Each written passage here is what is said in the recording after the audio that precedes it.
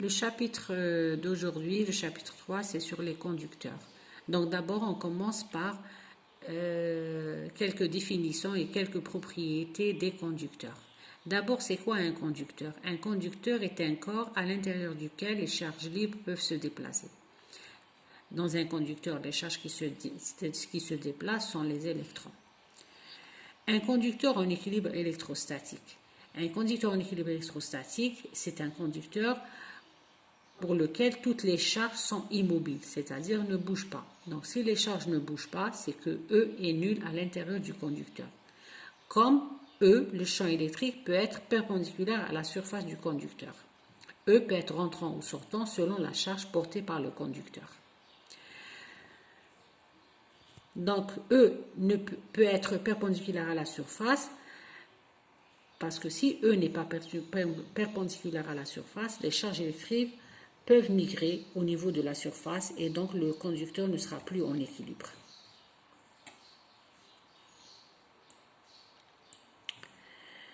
Un conducteur en équilibre forme un volume équipotentiel. Pour montrer cela, considérons deux points M et M' qui appartiennent au conducteur.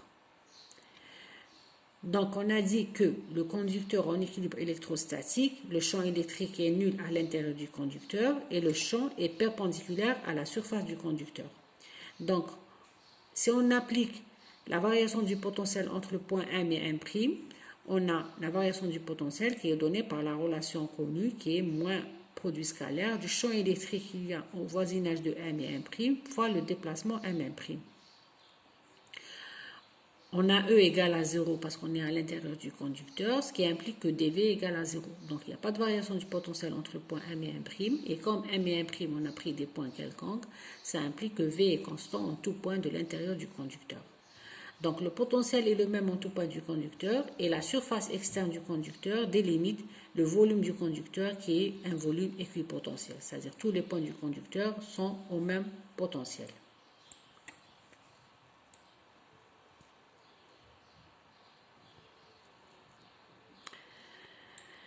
La quatrième propriété des conducteurs en équilibre électrostatique est que la charge est nulle à l'intérieur du conducteur et que la charge se répartit sur la surface du conducteur. Pour montrer ceci,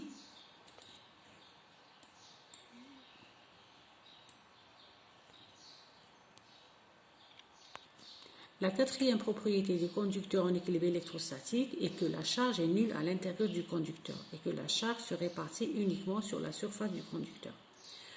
Pour montrer ceci, soit on le montre toujours par le théorème de Gauss, on considère un point quelconque de l'intérieur du conducteur et on prend comme surface de Gauss une surface de forme quelconque, telle que c'est représenté sur cette figure-là, et soit M, un point qui appartient à cette surface de Gauss. On calcule le flux du champ électrique à travers la surface de Gauss, donc phi, c'est l'intégrale double du produit scalaire EDS. D'après le théorème de Gauss, ce flux-là doit être égal à la somme algébrique des charges contenues à l'intérieur de la surface de Gauss.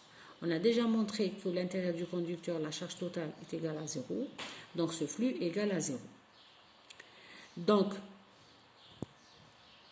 l'intérieur du conducteur est composé d'atomes neutres, c'est-à-dire si le conducteur est chargé, les charges se répartissent uniquement sur la surface du conducteur.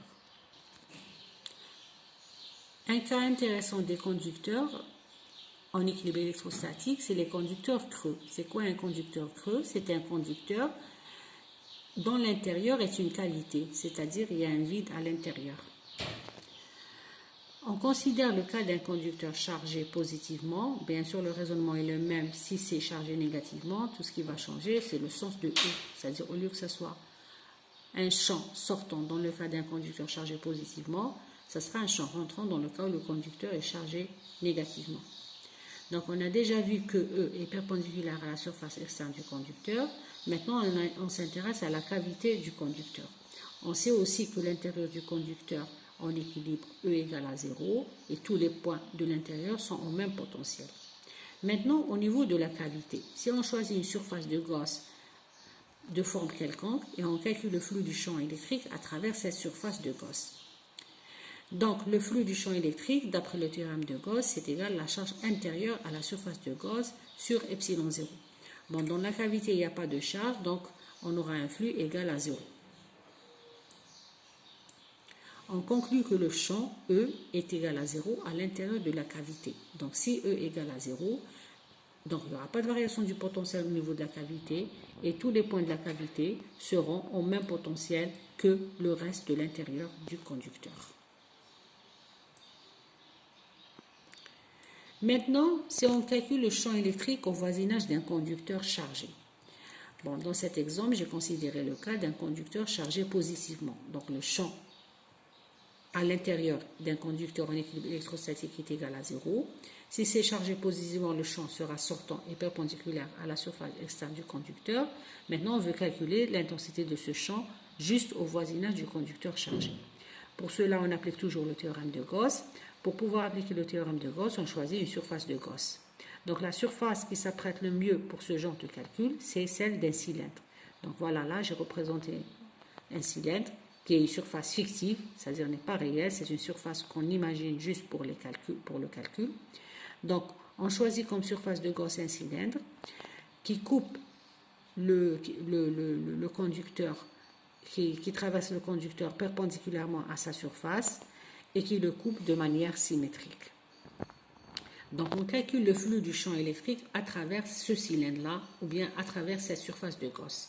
Donc cette surface de Gauss est composée de la surface de cette base-là qui se trouve à l'extérieur du conducteur, la surface de cette base-là qui se trouve à l'intérieur du conducteur et la surface latérale. Au niveau de la surface externe, un élément de la surface de cette base-là est représenté par un vecteur perpendiculaire à cette base-là. On voit que DS1 et E sont parallèles. Au niveau de cette surface de la base qui est interne au conducteur, un élément de surface de cette base est représenté par un vecteur perpendiculaire et dirigé vers l'extérieur tel que c'est représenté sur la figure. Pour la surface latérale, je ne l'ai pas représenté ici, mais un élément de la surface latérale sera représenté par un vecteur perpendiculaire à la surface latérale. Donc le flux à travers la surface de Gauss, ce sera le flux à travers la surface, cette base, plus le flux à travers cette base-là, plus le flux à travers la surface latérale. Voilà. Donc, on a dit que le flux au niveau de la base externe S1, ça sera l'intégrale du produit scalaire. Et comme E et DS1 sont parallèles, donc le produit scalaire sera égal au module de E fois le module de DS1. Au niveau de la base S2, qui est interne au conducteur, on a le champ égal à 0. Et donc, j'aurai le produit scalaire E de S2 égale 0. Pour la surface latérale, le produit scalaire E de S3 égale à 0. Donc, le flux total, ce sera la somme des trois flux. Donc, ce qui me reste uniquement le flux à travers la surface S1. Et comme on prend des surfaces très petites, donc on peut considérer que le E est constant au niveau de cette surface-là. C'est pour ça que je l'ai sorti du signe intégral. Et ce flux-là sera égal à ES1. Et d'après le théorème de Gauss, ce flux sera égal à la somme algébrique des charges contenues à l'intérieur de la surface de Gauss. La charge contenue dans la surface de Gauss, c'est la charge contenue dans la surface d'intersection, ce que j'ai représenté ici en jaune. Donc cette surface jaune, la charge qu'elle porte, c'est tout simplement sigma fois S. S, c'est la surface de cette surface jaune. Et sigma, c'est la densité surfacique de charge du conducteur. Donc de là, je tire que le E, juste à l'extérieur du conducteur, sera donné par sigma, la densité surfacique de charge sur epsilon 0, qui est la permittivité du vide. Pour schématiser la variation du champ électrique au niveau d'un conducteur, on a schématisé cette variation graphiquement. Donc à l'intérieur du conducteur, E égale à 0. À l'extérieur, E égale sigma sur epsilon 0. Bon, là, on fait l'approximation que juste au niveau de la surface, E, c'est la moitié. C'est-à-dire la moitié de sigma sur epsilon 0. Une autre propriété intéressante des conducteurs est ce qu'on appelle le pouvoir des pointes. Cette propriété consiste en la préférence des charges de se mettre au niveau des pointes ou bien des points aigus d'un conducteur. Pour mettre en évidence cette propriété, on considère deux conducteurs sphériques de rayon R1 et R2 reliés par un fil conducteur. Donc, un est beaucoup plus petit que l'autre. Les deux conducteurs sphériques plus le fil conducteur forment un seul conducteur. À l'équilibre, le potentiel sera le même en chaque point de l'ensemble des trois conducteurs. Le potentiel du conducteur sphérique de rayon R1, on peut montrer facilement qu'il n'est rien d'autre que KQ1 sur R1. On le démontre par le théorème de Gauss. Le potentiel au niveau du conducteur sphérique de rayon R2 s'exprime par la même expression, sauf que là, on remplace la charge par Q2 et le rayon par R2. Comme les deux conducteurs sont au même potentiel, donc on peut égaliser les deux expressions. On fait appel à la densité surfacique de charge de chaque conducteur. Donc pour le premier conducteur de rayon R1, la densité surfacique de charge n'est rien d'autre que la charge sur la surface totale du conducteur. Pour le conducteur 2, idem, la densité surfacique de sa charge, ça sera la charge sur sa surface.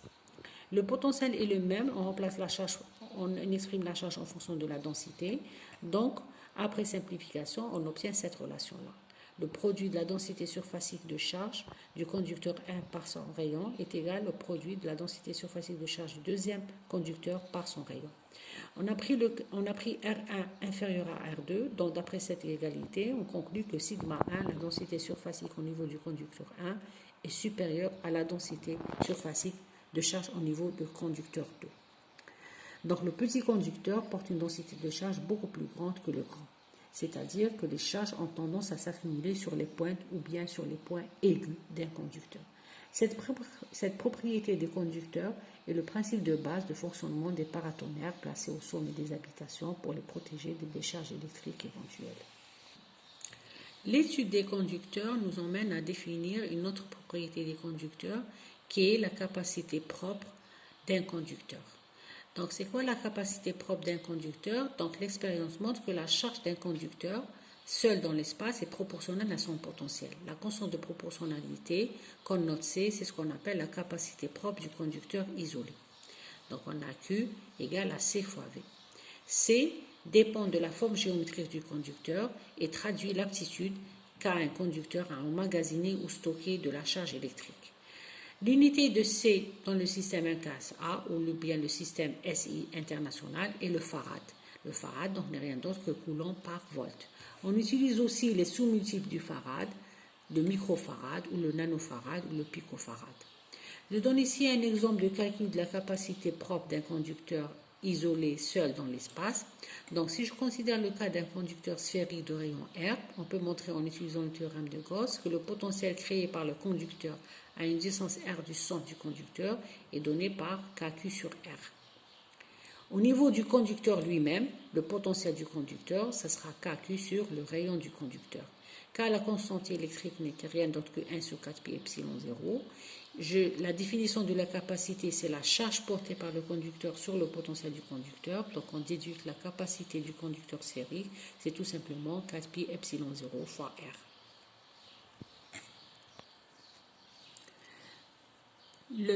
Parmi aussi les propriétés d'un conducteur chargé et seul dans l'espace, on définit l'énergie interne d'un conducteur. L'énergie interne d'un conducteur est définie comme étant le travail à fournir pour charger le conducteur. C'est aussi égal à la somme des variations des énergies potentielles subies par toutes les charges du conducteur lors de la charge de celui-ci. Donc si je prends un instant t donné, le conducteur a une charge Q et un potentiel V. Le potentiel du conducteur, si on ramène à ce conducteur une charge dQ d'une région où le potentiel est nul, par exemple de l'infini, cette charge-là subit une variation d'énergie potentielle donnée par V dQ moins 0. Lorsqu'on charge complètement le conducteur, donc la variation d'énergie potentielle, ça revient à intégrer, sommer toutes les énergies potentielles des charges dQ, ce qui revient à intégrer de 0 à Q. L'intégrale de V dQ, si on utilise le fait que Q est toujours proportionnel au potentiel et la constante de proportionnalité est C, j'aurai l'énergie potentielle sera donnée par l'intégrale de cette expression-là qu'on peut y mettre sous différentes formes, sous trois formes. Ou bien c'est 1 demi de Q au carré sur C, ou bien 1 demi de CV au carré, ou bien 1 demi de Q fois V, avec Q étant la charge finale du conducteur et V son potentiel. Bon, ce qu'il faut remarquer, c'est que cette énergie est toujours positive. Et si on décharge le conducteur, par exemple en le reliant à la Terre, cette énergie-là sera dissipée sous forme de chaleur. C'est ce qu'on appelle l'effet Joule. Maintenant, lorsqu'on charge un conducteur à l'aide d'un générateur de force électromotrice V, le générateur fournit une énergie QV. La moitié sera emmagasinée par le conducteur, l'autre moitié sera dissipée sous forme de chaleur lors de la charge du conducteur, c'est-à-dire au niveau du conducteur et au niveau du fil qui relie le conducteur au générateur.